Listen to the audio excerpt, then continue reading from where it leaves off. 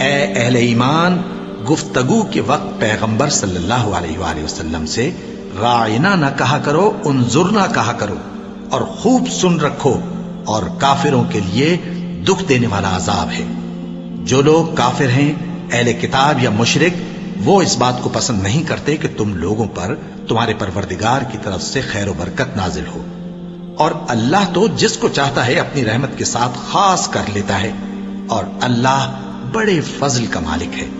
ہم جس آیت کو منسوخ کر دیتے یا اسے فراموش کرا دیتے ہیں تو اس سے بہتر یا ویسی ہی اور آیت بھیج دیتی ہیں۔ کیا تم نہیں جانتے کہ اللہ ہر بات پر قادر ہے؟ کیا تمہیں معلوم نہیں کہ آسمانوں اور زمین کی سلطنت اللہ ہی کی ہے، اور اللہ کے سوا تمہارا کوئی دوست اور مددگار نہیں؟ مسلمانوں، کیا تم یہ چاہتے ہو کہ اپنے پیغمبر صلی اللہ علیہ وآلہ وسلم سے اسی طرح کے سوال کرو جس طرح کے سوال پہلے موسیٰ سے کیے گئے تھے؟ اور جس شخص نے ایمان چھوڑ کر اس کے بدلے کفر لیا تو یقیناً وہ سیدھے رستے سے بھٹک گیا۔ بہت سے اہل کتاب اپنے دل کی جلن سے یہ چاہتے ہیں کہ ایمان لا چکنے کے بعد تم کو پھر کافر بنا دیں، حالانکہ ان پر حق ظاہر ہو چکا ہے۔ تو تم معاف کر دو اور درگزر کرو یہاں تک کہ اللہ اپنا دوسرا حکم بھیجے۔ بے شک اللہ ہر بات پر قادر ہے۔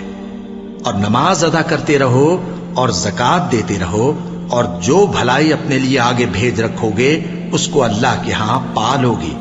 کچھ شک نہیں کہ اللہ تمہارے سب کاموں کو دیکھ رہا ہے۔ اور یہودی اور عیسائی کہتے ہیں کہ یہودیوں اور عیسائیوں کے سوا کوئی بہشت میں نہیں جانے کا۔ یہ ان لوگوں کے خیالات باطل ہیں۔ اے پیغمبر، ان سے کہہ دو کہ اگر سچے ہو تو دلیل پیش کرو۔ ہاں، کیوں نہیں؟ جو شخص اللہ کے آگے گردن جھکا دے، یعنی ایمان لے آئے، اور وہ نیکوکار بھی ہو، تو اس کا صلہ اس کے پروردگار کے پاس ہے۔ اور ایسے لوگوں کو قیامت کے دن نہ کسی طرح کا خوف ہوگا اور نہ وہ غمناک ہوں گے۔ اور یہودی کہتے ہیں کہ عیسائی رستے پر نہیں، اور عیسائی کہتے ہیں کہ یہودی رستے پر نہیں، حالانکہ وہ کتاب الہی پڑھتے ہیں۔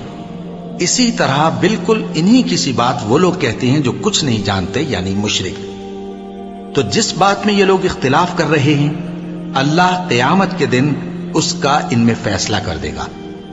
اور اس سے بڑھ کر ظالم کون جو اللہ کی مسجدوں میں اللہ کے نام کا ذکر کیے جانے کو منع کرے اور ان کی ویرانی کے لیے کوشش کرے؟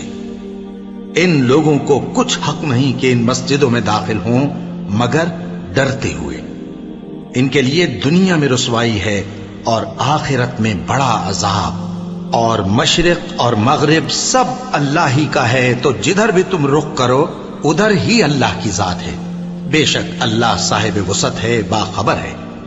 اور یہ لوگ اس بات کے قائل ہیں کہ اللہ اولاد رکھتا ہے۔ نہیں، وہ پاک ہے، بلکہ جو کچھ آسمانوں اور زمین میں ہے سب اسی کا ہے، اور سب اس کے فرما بردار ہیں۔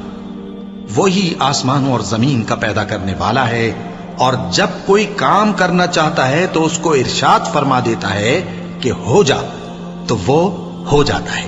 اور جو لوگ کچھ نہیں جانتے، یعنی مشرک، وہ کہتے ہیں کہ اللہ ہم سے کلام کیوں نہیں کرتا، یا ہمارے پاس کوئی نشانی کیوں نہیں آتی۔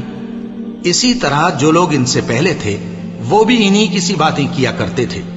ان لوگوں کے دل آپس میں ملتے جلتے ہیں۔ جو لوگ صاحب یقین ہیں ان کے سمجھانے کے لیے ہم نے نشانیاں بیان کر دی ہیں۔ اے پیغمبر، ہم نے تم کو سچائی کے ساتھ خوشخبری سنانے والا اور ڈرانے والا بنا کر بھیجا ہے۔ اور اہل دوزخ کے بارے میں تم سے کچھ پرسش نہیں ہوگی، اور تم سے نہ تو یہودی کبھی خوش ہوں گے اور نہ عیسائی، یہاں تک کہ ان کے مذہب کی پیروی اختیار کر لو۔ ان سے کہہ دو کہ اللہ کی ہدایت یعنی دین اسلام ہی ہدایت ہے۔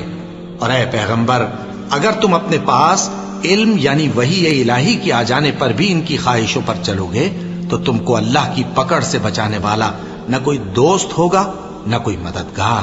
جن لوگوں کو ہم نے کتاب عنایت کی ہے وہ اس کو ایسا پڑھتے ہیں جیسا اس کے پڑھنے کا حق ہے، یہی لوگ اس پر ایمان رکھتے ہیں، اور جو اس کو نہیں مانتے وہی خسارہ پانے والے ہیں۔